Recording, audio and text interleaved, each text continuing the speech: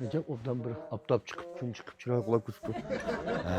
Ma maşından mayan erip de. Hem de mayan erisi lan. He. Silme erip şeye geçirla. Sen nerede pedalda? Koymayıp çalışıp çıkan. Ha Şakir'ma. Ne burada? Ben şunda belava olupdu. Birleştirip çıkıla yerim. Şu oturanlar. Sizden şahit çiğseklanma, Guangzhou uçuygende çırıp gelmez 5-6 mikroga. Bu da özem lan çırıp kıldığa işini kılıp ve dükkâ açsam içe pul tepep inip çıkacağım ha. Vay öyle oturavırıp pek içim sıkılıp gitti. Hapsanmayım he. İyi lak dükkanı çırıp lan. Açık düşük rank biz yap çıkımız. Bu aşırı lep şikoyla kutluğunmayı koton, rampizden kendini şaka pa peydalarım ki. Şu şayemem miki, hayızlemem miki, işçiyemem miki desem nime kalamısın gibi gel.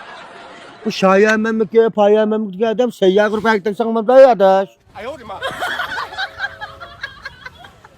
Ben çırıp çıkar. Şey çizdirme çırıp boldurak çıkalı. Sılama bir kaç öyle çıksak bir cüseyman etkeş turala. Maq esemme itey, sıl çıkışılık qitip tamgat qadek bulayım ki. Tam kalkıdak bolsa dümkılıp töbük şahım sancıp çoğulgan kullarını kıygaç turala. Cünişan rükeyla dep. Değil mi? Kuruk yatmayla ödedik işte. Tamam kolay yatalım. Her az zok tükken.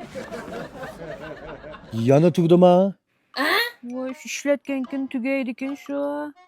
Sana bek yaxsına privatime bomba zakkının şunda belen. Hem cık çıkıdığını. Akla tuğun kaçamı lık zılda dep zak turda. Bizden zaklıydı ha şu an.